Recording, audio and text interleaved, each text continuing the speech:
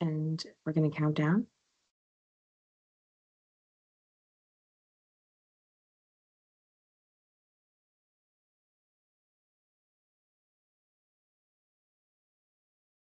Welcome to the Human Rights Speaker Series put on by the City of Winnipeg's Equity Office in partnership with the Human Rights Committee of Council. My name is Ali Raposo. Thank you for joining us. I am the coordinator for the Human Rights Committee of Council. Let me begin with a land and water acknowledgement. We gratefully acknowledge that we work and reside in Treaty 1 territory, the home and traditional lands of the Anishinaabe, Ojibwe, Innu, Cree, and Dakota peoples, and in the national homeland of the Red River Métis. Our clean drinking water comes from Shoal Lake 41st Nation in Treaty 3 territory. Before we begin, I have a few housekeeping items. I want to let everyone know that the City of Winnipeg is recording this session for educational purposes.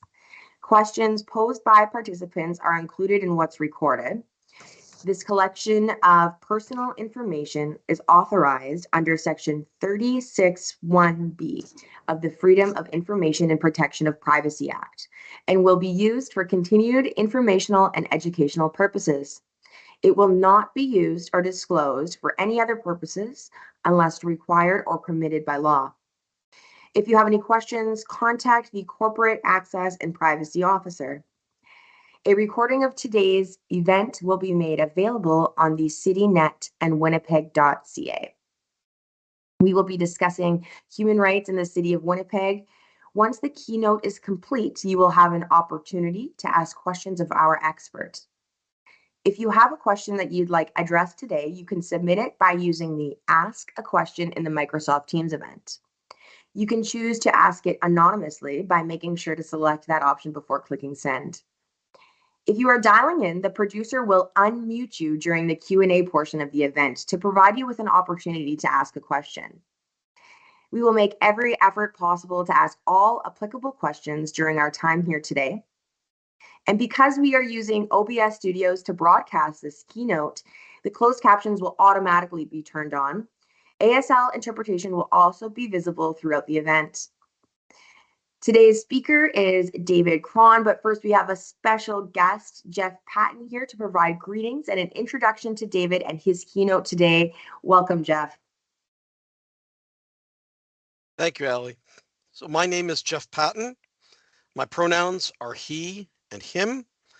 I'm a 55-year-old male with gray, short hair, and I am the Director of Assets and Project Management Department at the City of Winnipeg. I am also the Chair of the Universal Design Steering Committee, an administrative cross-departmental committee tasked with implementing City Council's Universal Design Policy established in 2001. I am pleased to be here today to introduce today's awareness event speaker, David Cron. David is a lifelong resident of Winnipeg and has always been interested in the welfare of traditionally underserved and underrepresented people. He has long been involved in the disability community as an employee, volunteer, advocate, and a person with a visible disability. David's interests and involvement has also expanded to poverty awareness within this community and on other vulnerable sectors. Giving all citizens an opportunity to be contributing members of an accessible and equitable Manitoba is one of David's passions. This is reflected in the many community activities David remains active in. He's been a member of the Barrier Free Manitoba Steering Committee since 2018, a member of the Child's Coalition since 2012, and a board member and president of the Social Planning Council of Winnipeg since 2019. Since 2018, he has been a member of the provincial working group Make Poverty History Manitoba and is currently a member of the Disability Matters Votes Steering Committee. Barrier Free Manitoba is a nonpartisan, nonprofit, cross-disability initiative that was formed in 2008. Barrier Free Manitoba believes in the importance of enacting strong and effective legislation that requires the removal of existing barriers and prevents the creation of new ones, and, and that enacting such legislation is a basic matter of human rights. Barrier Free Manitoba also believes that the removal of barriers is an entirely realistic and attainable duty, that the removal of barriers is good, basic public policy that will benefit everyone, and that enacting such legislation is about doing what is right and doing what is reasonable. With that, I want to thank you, David, for joining us and sharing your knowledge and passion with us today. The floor is yours, David. Thank you all for joining. It is a real pleasure in being invited, and it's these conversations that we have together as a community that makes Manitoba a better place. I do want to give credit to the City of Winnipeg's Human Rights Committee and the Universal Design Policy. They have had a policy since 2001. The Accessibility for Manitobans Act was passed in December of 2013. And it really, we want it to be a game changer for all Manitobans. And it really is important to have conversations to educate everybody. Nobody knows a disability except the folks that live with disabilities. That lived experience is different for every individual, and it's how we deal with those interactions and how we deal with the built environment and how we deal with programming that makes all of us gets into the community and makes Manitoba better. Kind of just to lay out what I'm going to talk about for the next little while is just talk about the Accessibility for Manitobans Act as a human right-based law, the AMA, the systemic elimination of barriers, and what are the 5 standards of the AMA, the customer service, employment, transportation, communication and information, and the built environment. And then why is this important? And we want to talk about a little bit about compliance and enforcement. And we want to talk about the costs of not doing it and the costs of putting this down for the next generation to deal with. We need to start dealing with it now. We're coming up on the 10th anniversary of the passing of the AMA, and I do want to celebrate some of the successes and talk about some of the things that we need to do better. Only by working together do we all make a better world for us all. So to start with, how did we get here? So the Accessibility for Manitobans Act was passed, like I said, in December of 2013. It was Barrier Free kind of came together as a community group and community. We all got together and looked for allies and people within government, and the law was passed. It was based on the Ontario law on accessibility, and we wanted to be the second province to pass such a legislation. The AMA was based on the Charter of Rights and Freedoms. It was built on the Canadian Human Rights Code and the Manitoba Code. It really is important that it is the action of the Manitoba Human Rights Code. It is the action of the Canadian Charter. It is the action of the Canadian Human Rights Code. If we do the Accessibility for Manitobans Act properly, in the next generation, we are going to have a better Manitoba. And I failed to say that I'm a 56-year-old white male with barely any hair. I do have lived experience. I have cerebral palsy, and it is important for those that we say these things. And so the folks that are low vision and they can get a picture of what they're seeing. The the action is of the AMA is to change how we do business and how those attitudinal barriers are overcome, those intellectual barriers are overcome, and all those. A barrier is more than just a ramp. I guess that's really what I want to say. It physical access into a building is important, but it's really how we do business. And I always use the example of workplace health and safety, just as a basic right across the board. Back in the day, people were getting injured at work. The government put in a law saying you need to have workplace health and safety committees in every workplace above so many employees. And that's really what we want, the accessibility, the AMA, and we want an accessibility committee. So if you're building a new building, that project is run through your accessibility committee. If you're developing a new program, that's run through your accessibility committee. You have new hiring standards or a new HR policy, it's run through that. You're developing a new website, you're going through that. And how do I deal with customer complaints? And how do I deal with folks that are coming into my business, my organization, and how do we deal with that? And so we can go through a little bit about that. It really is, it comes down to access. People should have the barrier-free access to events and other functions generally available in the community. The equality, person should have a barrier-free access to all those things that give them equality of opportunity and outcome. Universal design is, again, more than just a building. It is designed for all the different types of disability and barrier.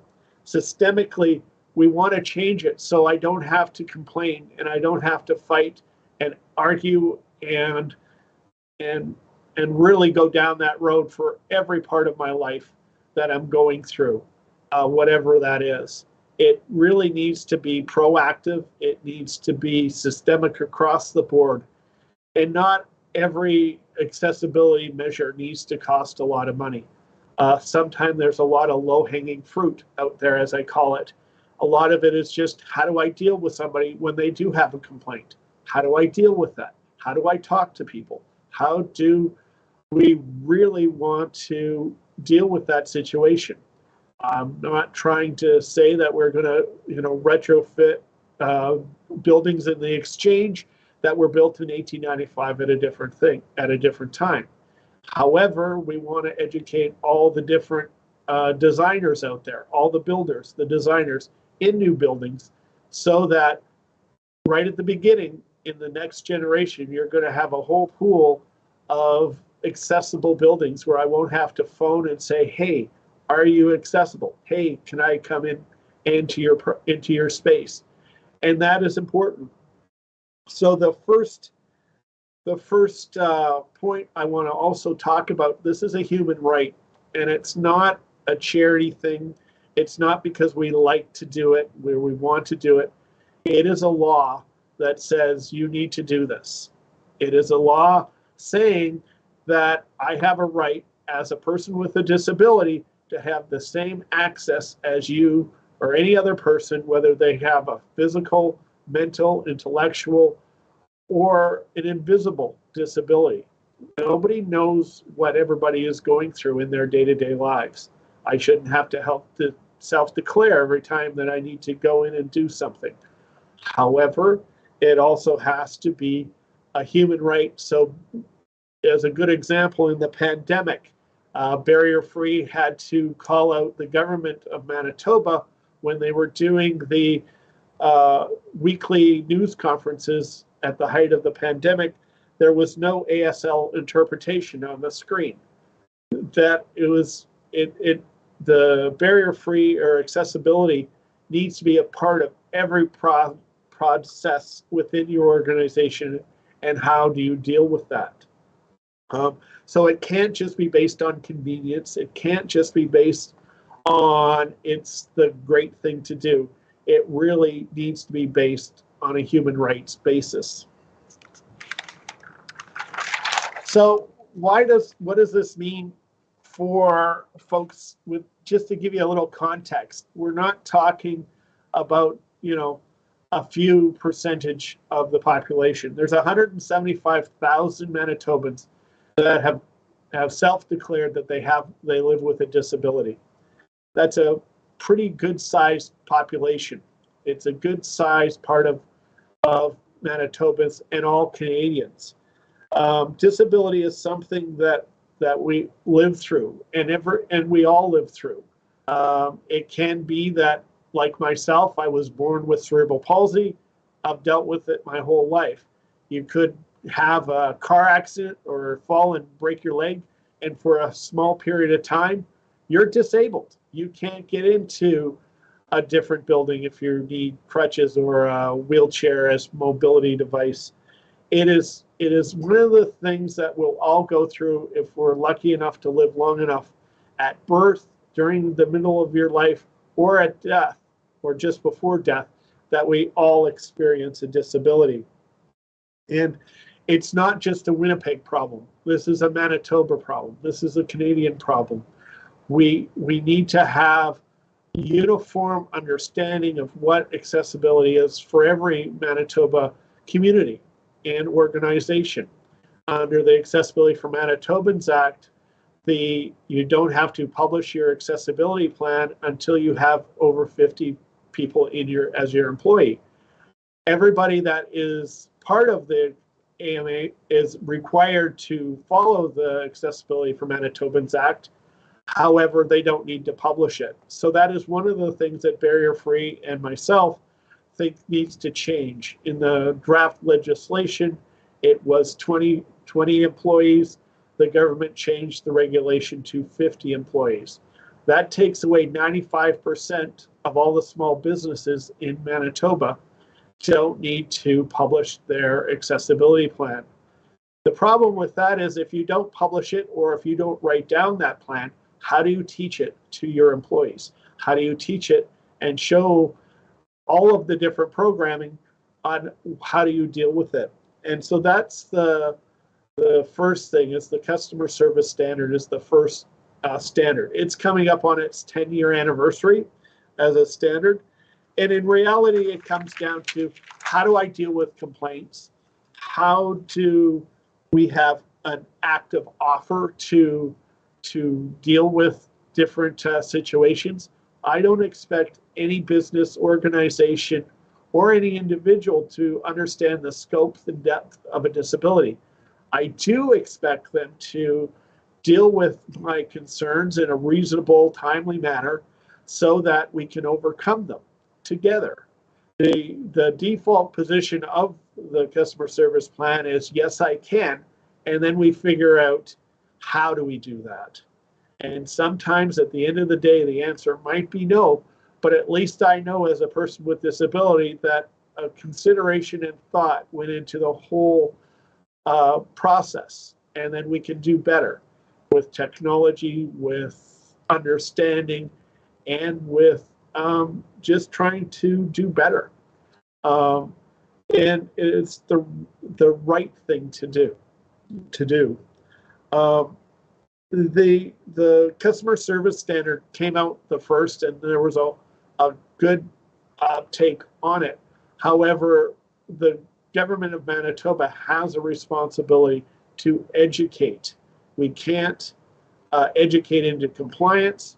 We also need to enforce the law.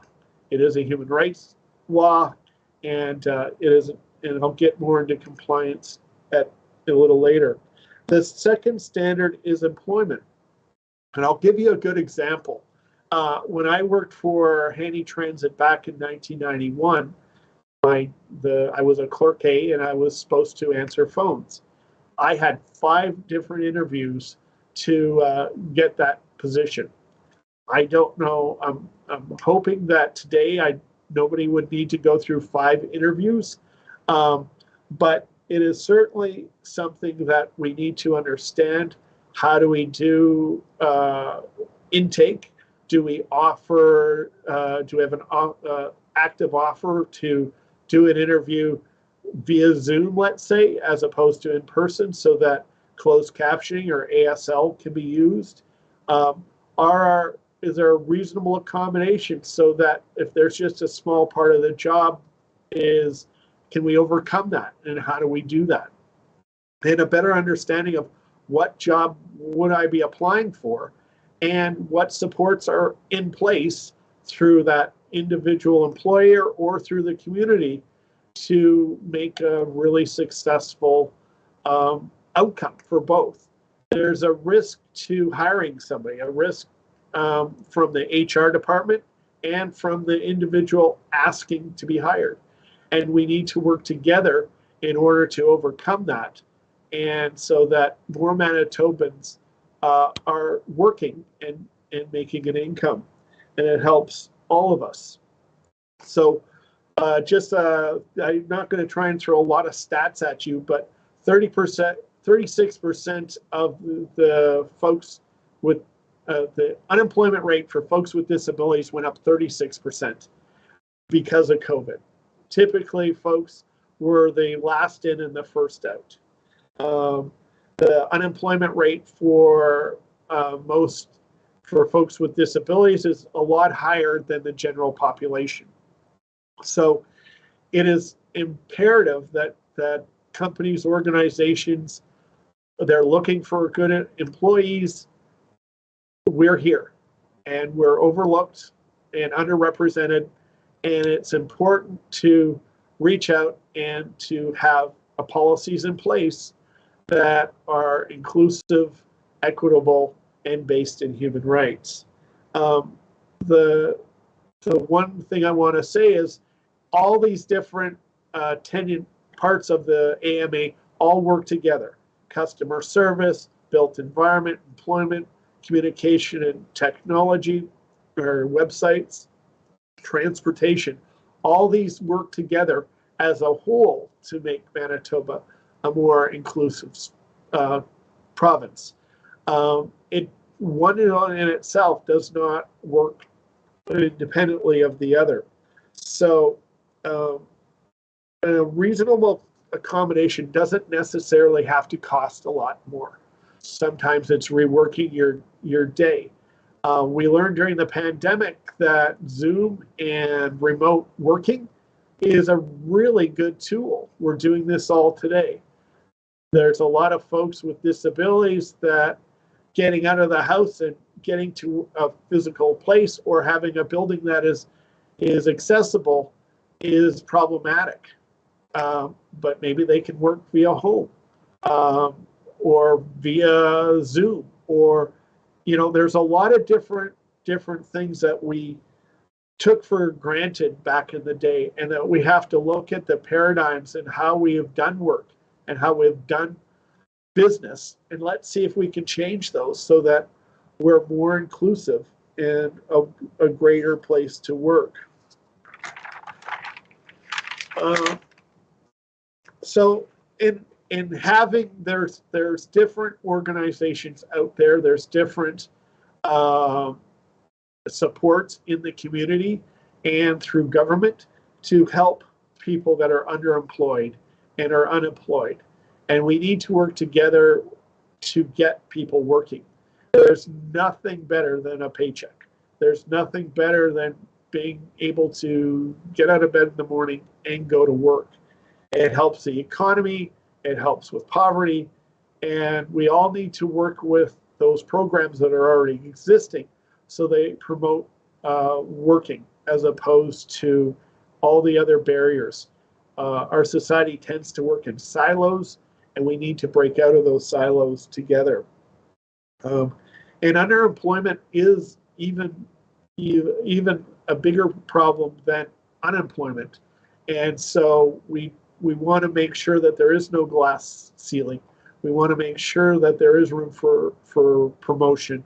There is room for experience. Somebody with a disability or anyone might need that that training, that on-site support, so that they can be successful, so the risk to the organization can be lessened, and so that there's a wonderful. I'm going to tell a little story. When I was working for a company called Freedom Concepts, I didn't get group insurance for my disability, and because I had a pre-existing condition. And I said to the insurance rep, I'm going to be the one who's dragging their body into work no matter what. I'm stubborn. I appreciate my job, and you know what? I'm never gonna be collecting disability insurance. Hopefully, I'll be the last one. And so, that's my experience, and everybody's experience is different, and we need to embrace that difference, and we need to embrace all the different things on how we do it. So employment is really important. The transportation standard has just come out for review, so I do suggest that everybody look at this. And as far as the city of Winnipeg goes, thank you for again being our host, but how does that work with our transit system in Winnipeg? How does it work with Transit Plus in Winnipeg? How do we get people to and from community, to jobs, to medical appointments, to all the different things that we need to do in order to be successful? If I can't get there, or if I can only get a ride one way, it's really exhausting. I always like to use the example of the New York taxis. Slowly, as they replace the taxis, they've made all of the taxis universal design. So they take a wheelchair, they take folks that walkers, that sort of thing. So I don't have to phone and ask for an accessible vehicle. I could just phone and get a vehicle. And in my ideal world, that's where I want Manitoba to be. We also have to think about transportation outside of Winnipeg. There is no greyhound anymore. There is no grey goose, and that is limited. And so we all need to call out and get support and get companies to help. Most of the services are within Winnipeg, and not all of them are available for folks that live rurally. And so we need to work together to make a better Manitoba. Communications and information. So if I can't, and this is websites and how do you communicate with your customers, to your employees, to anyone that organization needs to communicate with. There are standards for good web design. A lot of those tools are built right into the design. You just need to activate them and get a web designer to get them to work. Contrast and font size are the two biggies right off the top, but even closed captioning for videos and that sort of thing also works. Plain language is also a very important thing. You might have a form from the legal department that is very legalese, and you need to have a part of it that is plain language, so people can understand what they're signing and why are they signing it, or why is it important to them. And it really is important that the lived experience of folks with are taken into account to all the different communications and information sessions. I learned at one accessibility conference that for folks that have low vision, having text on a glass surface, clear glass surface, there's no contrast. So having a page of writing might not work for folks that are new to Canada, and English might not be their first language. It doesn't necessarily mean accessibility is folks with a disability. It is for all of us. It is for new Canadians, for those that English isn't their first language. It's for a parent that has strollers and 3 kids that they're trying to wayfind throughout, wherever they want to go. It really is important that we look at all the benefits of it. The other part of with communications and information sessions is, long wait times and having, if I have to wait on hold to talk to somebody because you don't have an email, or there has to be a dignity to that so that I don't have to ask my caregiver or my staff or a parent or a spouse to call on my behalf because the organization doesn't have that sort of basic infrastructure in place. That is a real problem. This is 2023. This is not new technology, but we need to be aware of who we're talking to and why should we ask for all those different things. And all these are low barrier entry items. It really is something that when you communicate with somebody with a disability, it should be a fairly easy situation to overcome. Technology is available today that was never around even 10 years ago. Just think about an iPad or phones or text messages. I do think that we need to have those active offers, and we need to offer information in different ways. One of the problems I'm dealing with is with the government of Canada trying to get a passport application in Braille. It seems to be a bit more of a battle than I thought it was going to be. You need to offer these things in different formats and in different ways. Just as an example, a PDF does not work with a screen reader. You need to have a text to talk. You need to have it in different ways that are available so that the person doesn't have to wait a week for you to convert that document. In all of our BFM stuff, we have an active offer, and we ask people. I do appreciate that we're having closed captioning and ALS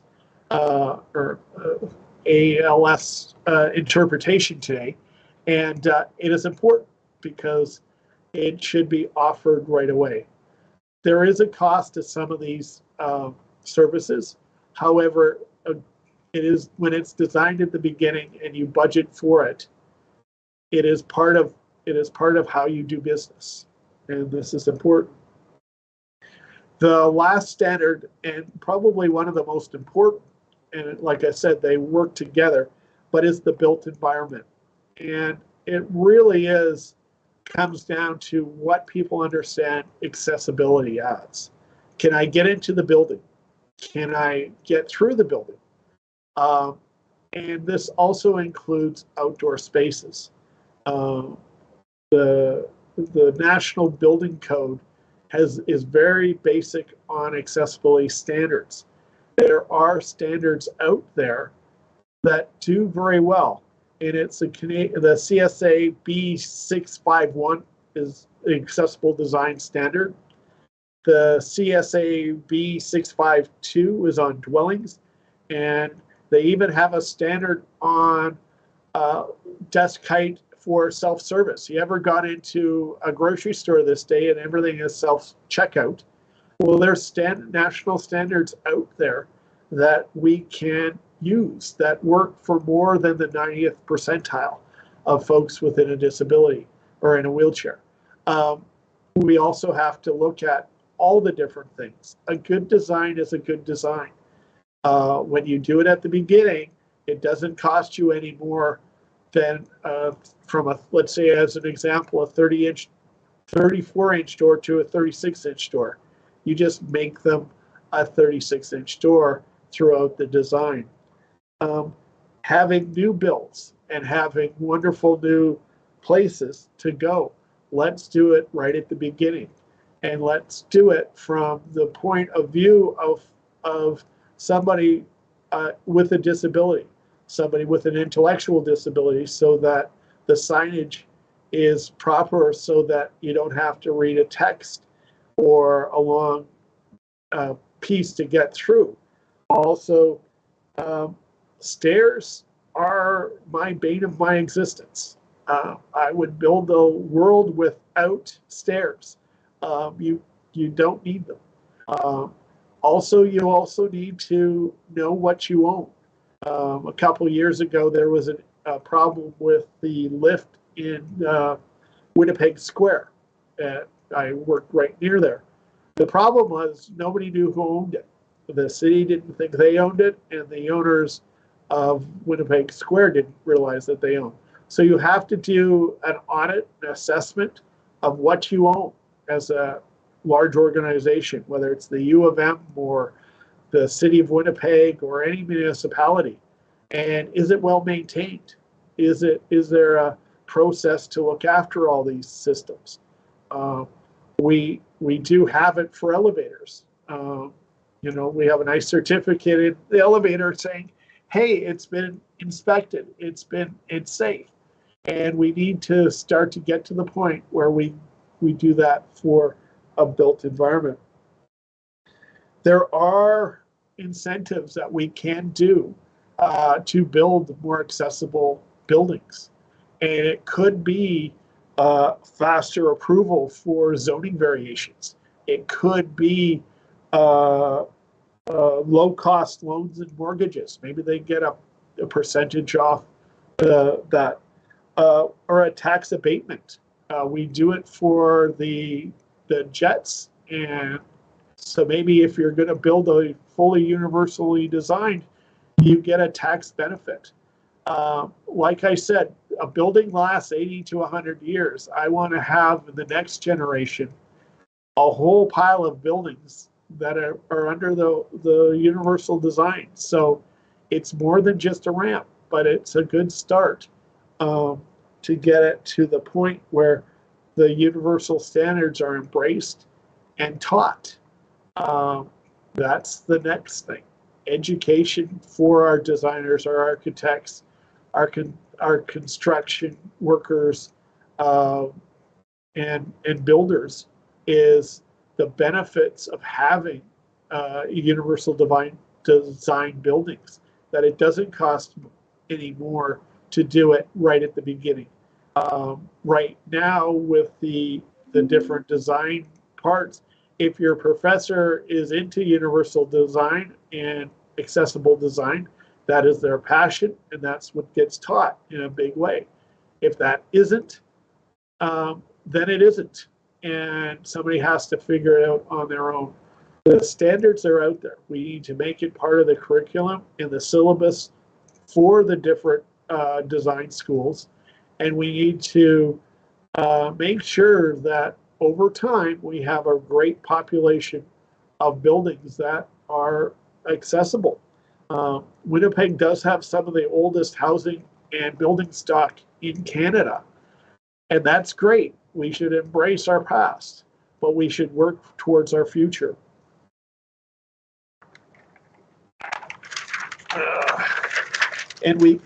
So here we get down to compliance and the costs and the benefits of the AMA. Like I said, compliance has been a real problem. And I'm going to use the adage of when I was a child, there was no seatbelt laws. And I remember when they came into play in Manitoba, there was a lot of grumbling. How you're taking my right away to wear a seatbelt or not wear a seatbelt. Slowly over time, through education and enforcement, everybody now wears their seatbelt, or for the most part. It is just something you automatically do. It is part of the culture. It is part of the understanding that the car doesn't move until your seatbelt is on. And it's an unwritten and an unspoken contract between between how it works. Now, I mean, there are some folks that don't, but for the most part, people wear their seatbelts. There's a benefit for it. There's a benefit of saving lives. There's a benefit of not getting a ticket. But it was a part of making it so that we changed the culture of how we did things. And we changed the culture of wearing a seatbelt. Drinking and driving is another example of this. Slowly within the next generation, people will watch what they drink and not drink and drive. It's important to have those cultural changes over time, and it's a part of changing how we do business and a part of how and the enforcement of those laws. Ignorance of a law does not make it any more unforceable. You tell that to any police officer when you get stopped for speeding. Oh, I didn't know what the speed limit was. That doesn't wash. And what we need to now work on is getting the education out there, but not just educate into compliance, but we need to have a fulfilled compliance framework. Right now, the compliance framework for the province of Manitoba is, I believe, 2 employees. They don't mediate or they don't take complaints. This is where we get back into the human rights part of it. The province of Manitoba, they tell folks to go to the Human Rights Commission. And one of the goals of the AMA back in 2013 was to eliminate the complaints to the Human Rights Commission based on disability overcoming barriers. And over half of the complaints that the commission takes on is based on disability overcoming barriers on those 5 different standards that are out there. So we really want to take it so that, maybe the province needs to do a mediation piece. Maybe they can get the 2 parties together and overcome their differences. Having a published accessibility plan is important, because then people know that what they need to do and how do they need to do that. Training needs to be robust and fulfilling, and it has to be ongoing. You can't just do it once. It's kind of like getting your first aid. You need to recertify every 2 years, because it's a learned skill, and you need to make it part of your culture.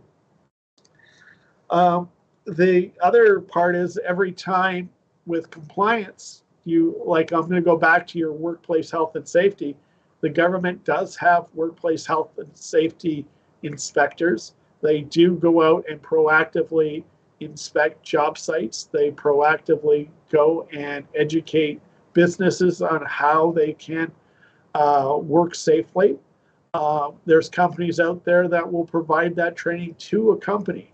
And that is how I want the AMA to be lifted out of just being a press release every year.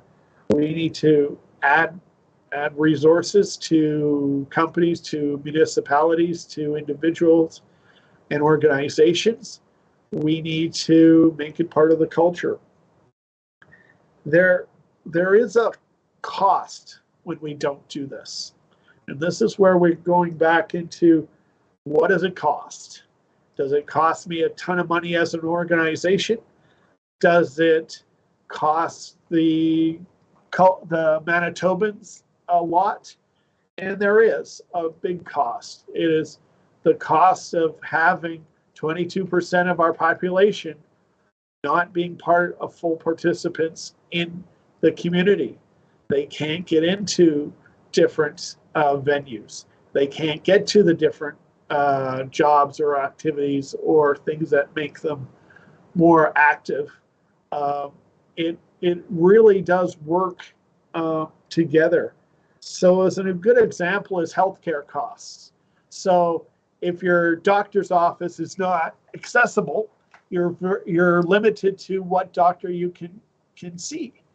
There should be in every doctor's office one exam room with, let's say, a Hoyer lift in it, just as an example, so that I don't have to spend hours and days and weeks and months trying to find a doctor that has a building that I can get in and out of, and that they have a place for me to be treated. I shouldn't be treated in my wheelchair, as an example. I should have a fulsome, wonderful experience. And the other example is when people can't get out into the community, when people are stuck at home because of transportation or, let's say, snow clearing. We always have that conversation every year. There is a mental health problem with that. The people get issues with mental health. It's hard to get to groceries. It's hard to do all the different things that makes Manitoba a wonderful place to live.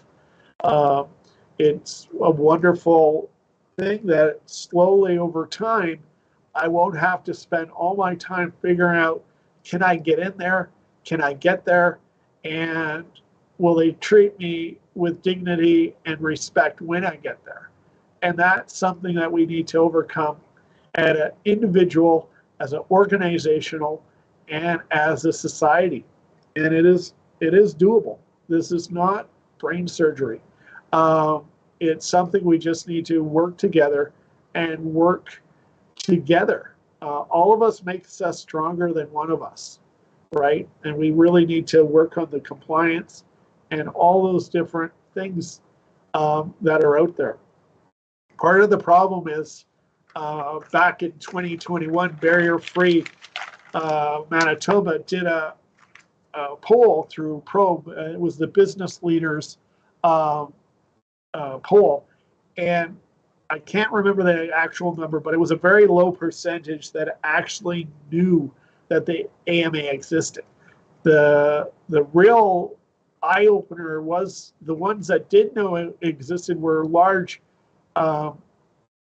across Canada organizations that had been dealing with the Ontario accessibility legislation first and knew that accessibility was in place here. The early adapters and adopters of these policies have already done it. And this is where we need to get all of us to do it so that we can change society. There's a cost for poverty. And just as an example, the living wage in Winnipeg is about $2,781 a month. On EIA disability, it's $1,118 a month. So if we get folks out and working, it'll add to all Manitobans. And we need those supports. We need the supports. The building needs to support the individual. Transportation needs to work. They need to be able to communicate with their bosses and effectively. All those pieces work together. And it really is the lack of affordable, all those pieces that cause poverty. It is a large percentage of the population. 40% of the folks with disabilities live in poverty. Hard fact, right across Canada. And we need to work together to overcome that. And we all see poverty on the streets when we're out in the community. And that's the visible signs of poverty. There's a lot of poverty that is silent and that is hidden. And we need to lift all those folks up, whether they have a disability or not. It is important, and it's a dignity, and it's a human right, and we can do it together. Manitoba is a very rich province in relation to the world. We just need to make folks, and with the poverty, a priority. And we learned with CERB that it works, but we also need to do it over the long term, and we need to provide the spaces, we need to provide the support so that we can all work together to overcome that.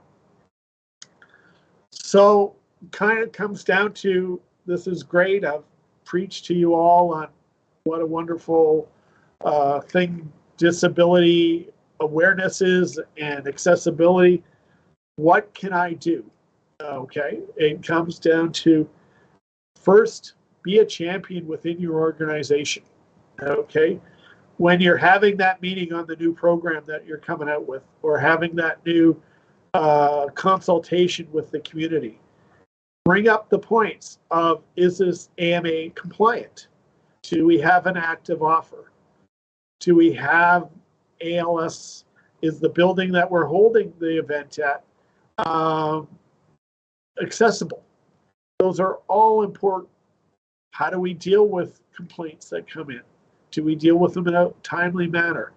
All those different things. We need advocates and we need allies within organizations to make sure at the table and at the meeting that activity and those costs are budgeted for, they are researched, and they are embraced. It is just a plain thing. And we don't know what we don't know. And I don't expect everybody to know everything about every disability, but we need to embrace it when it's approached to us that is important to take care of. Ask for your full universal design in all of those different things. Universal design is more than just a building.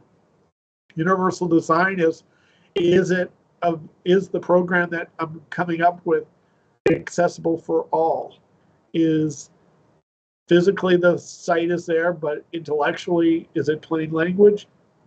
Is it so that people can wayfind through your space? It's everything.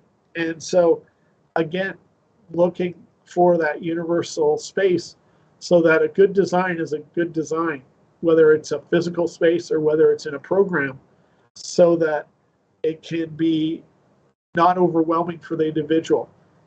It can be exhausting having to figure out and fight and advocate for every piece of your community. And it's exhausting where I have to phone and make sure is it accessible?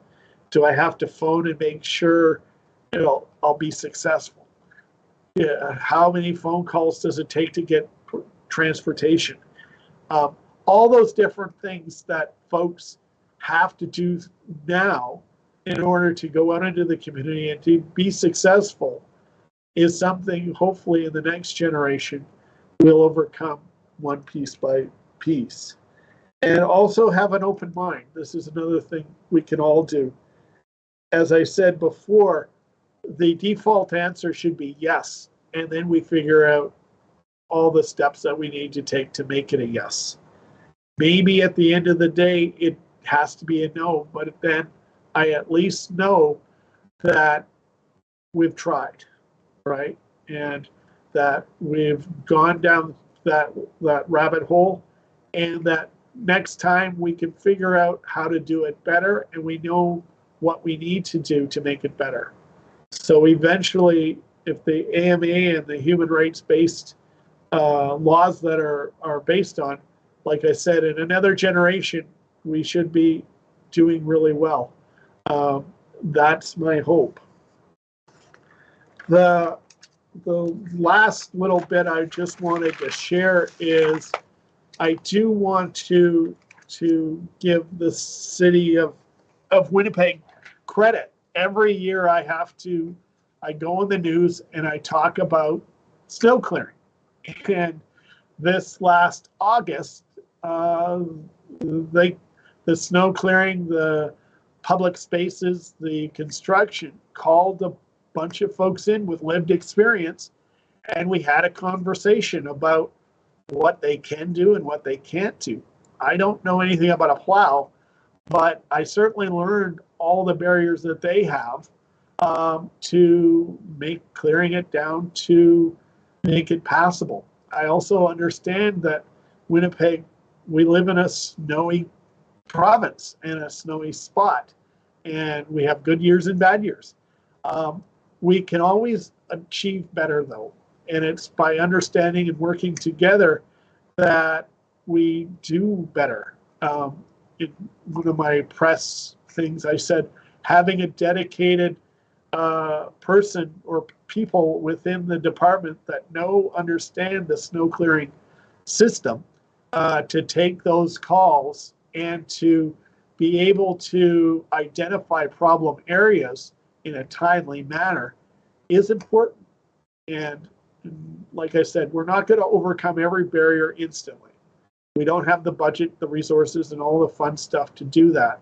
What we need to do is be able to react to where there is an issue, where there is a problem, and where the misunderstanding happened. And how do we do that in a timely, effective, and based on human rights and dignity? And we all have to be champions for that. So I think you probably heard enough from me. I will open it up to questions at this point. Thank you, David, for your insightful and thought-provoking presentation.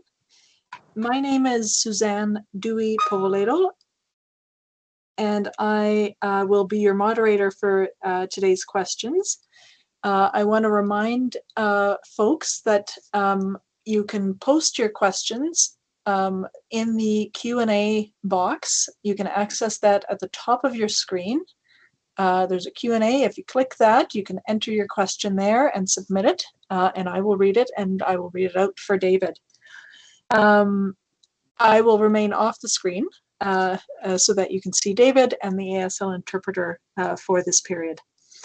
So thank you again, David, for discussing the importance of taking a human rights-based approach to eliminating barriers in our community. Can you give some examples? And I think you touched on this in your presentation, but can you give us some examples again of commonly encountered barriers that reflect a charity-based view of disability rather than a human rights-based view, and comment on how a human rights-based approach could eliminate some of those barriers? So the charity-based thought is, the pity party. I'm going to just come out and say it. That we really like to do it, but it would cost too much, or I don't know how, or I don't have time. And like I've said in my examples, it really comes down to being a champion. And it can be as simple as having an email that people can email in their requests or complaints or whatever that might look at, or having some sort of person overlooking your plans to come up with a different building site, or when you're renovating, let's get rid of that set of stairs, or let's get rid of that barrier, and identifying where the problem is. I've seen a good meme on there. There's a bunch of folks waiting to get into a building, and the person is shoveling the stairs, and he's telling the person that's using a wheelchair as a mobility device, well, I'll clear the stairs and then I'll clear the ramp. And if you clear the ramp, then you've everybody can go up. So it really is important that we embrace those things. A good example that I heard about, I don't have, and this is from we get a lot of questions with Barrier Free on how to overcome. It's as simple as not understanding why it's important to the person asking for the accommodation, right? Taking the time and talking to somebody directly, not to the interpreter or to the caregiver that's with them, but talking to the individual is so important. It is so important with dignity and accessibility. I can't, emphasize it how many times I've been out with members of the CP Association, and they're talking to me and not my member. And it shouldn't be about the caregiver. It should be about the individual with the disability. And I know one of the human rights complaints with the province was the law courts building. It's not accessible. And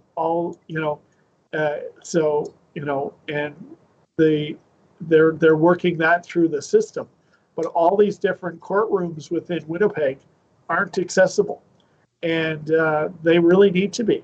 Or I don't know how they would accommodate somebody in a wheelchair that needs to be a defendant or a witness, and it really needs to be part of the whole system. And it really needs to be part of, not because it's the nice thing to do, it's because it's the law, and it's human rights based, and we just need to do it. Thank you, David. There is a question that came in asking whether a food allergy is considered a barrier. Question being if people with a food allergy would be counted in a number of those self-declared with a disability. So disability is such a variety and large subset. Like it's across the board. But like a food allergy, it's certainly gotten better. When I was a kid, nobody asked you if you had a food allergy. There was no labeling on menus on what was in it. My bread and butter, or my go-to lunch was peanut butter and jam sandwiches. And now, based on peanut allergies, you can't have those in schools. So the awareness is out there, but the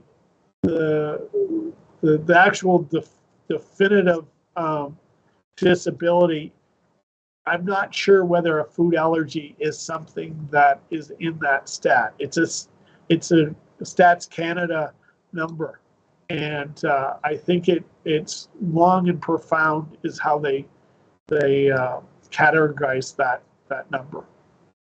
Okay, thank you. Another question here. In your example of when the City of Winnipeg engaged with individuals with lived experience, was this a one-time offer, or were there plans for a more regular periodic approach to gather feedback and information exchanging? The conversation has been ongoing. I hope it will continue. Don't do anything to us without us is the old saying, and it is true. Part of the thing is, like I said, it has to be part of the culture.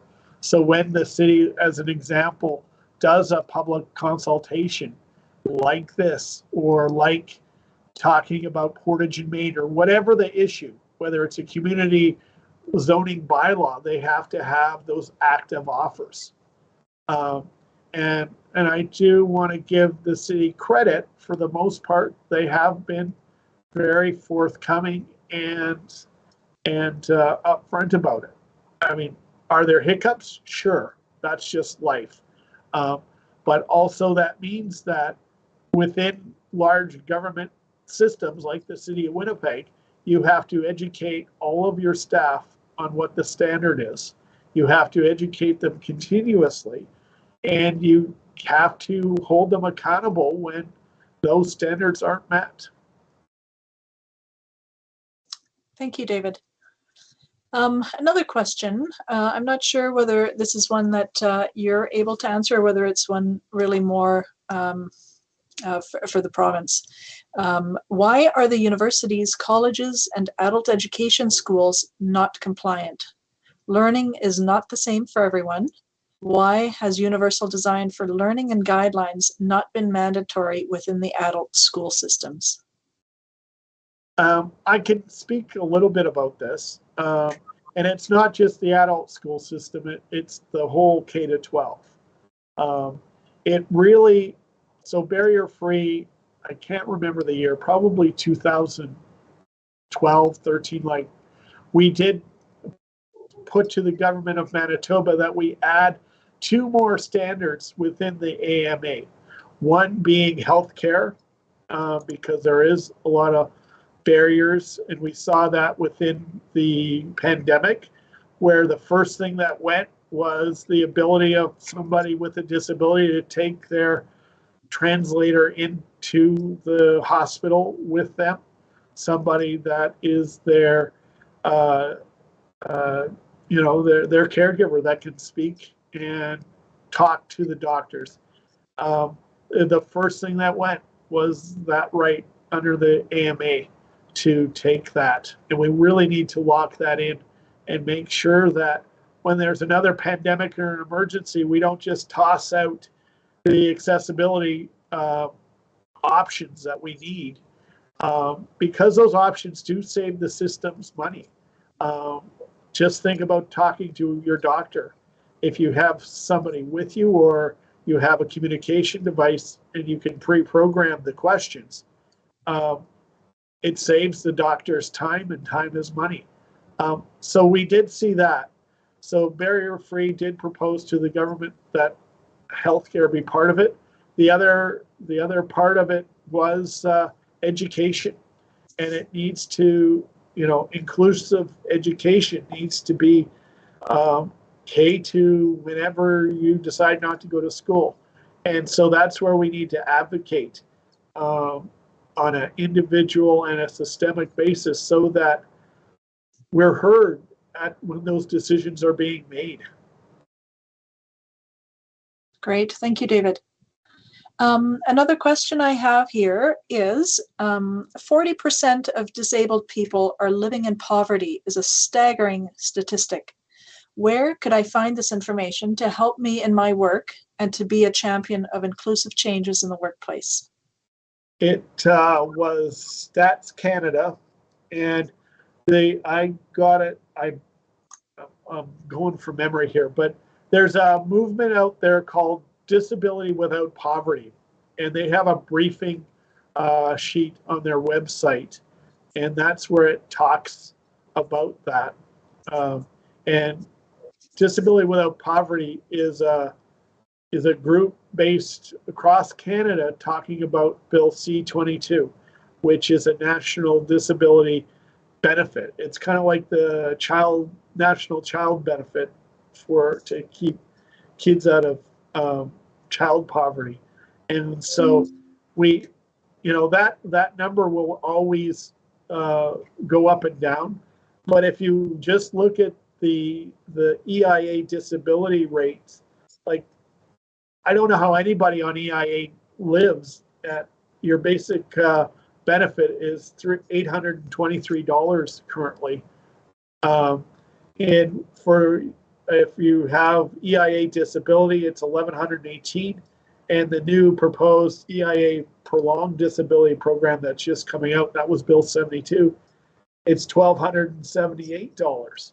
So I don't know how anybody in Manitoba, with the high inflation that we're dealing with, lives on those numbers, lives on that income. Rent assist is only indexed to 77% of median market rent. So, what you do get, portion of it has to be paid back for your rent. So it is really something that we all need to work at. Great. Thank you for that insight into that group. I think we have time for another question. In some organizations, there's an attitudinal barrier that available resources are best used to serve the needs of the majority. Can you comment on why this is a barrier and on some practical solutions to addressing that? So if you have a true universal design, that means that everybody can participate within that program, within that building, within whatever you want to call it. And so like I said earlier, a good design is a good design. It doesn't cost any more. You just need to build it, and they will come, right? It really comes down to, again, having a champion within that organization to say, well, guys, we don't have a choice. It is the law. We don't want to be called out by the community. We don't want we want to be an inclusive organization, whatever that looks like. We don't know who's not showing up without being a universal design and being that universal piece that we really want to make sure that it's for all of us. And whether that, and I'll use an example. You've ever gone through a store and they've got so much stuff down the aisles and at the end of the aisle that you can't get through very well. Well, it's really a barrier for folks that use a cane or use a walker or like is a parent with a stroller. It really comes down to, how do I make my space, my organization, my programming, my employment opportunities fulfilling and accessible for all? Thank you. Yeah, no, that's some good insight. I have been notified that we had no attendees dialing in today, so we will refrain from creating that opportunity for verbal questions to come in. I think we are pretty much at the end of our time, so I just want to thank you again, David, for sharing your knowledge and these important human rights messages with us. I also want to thank those who supported the production of this event, and to all of you for attending and for submitting your great questions. Please check the event's website and the city's social media to find out more about upcoming city-hosted speaker events. And feel free to send your comments and suggestions about the accessibility of today's event to the accessibility@winnipeg.ca email account. This email address can be found on the notice that you use to access this event. Feel free to also use that email account to send any accessibility related questions that you have of the city to me through that email account. With that, I guess say again, thank you, and we'll draw this event to a close. Thanks for joining us.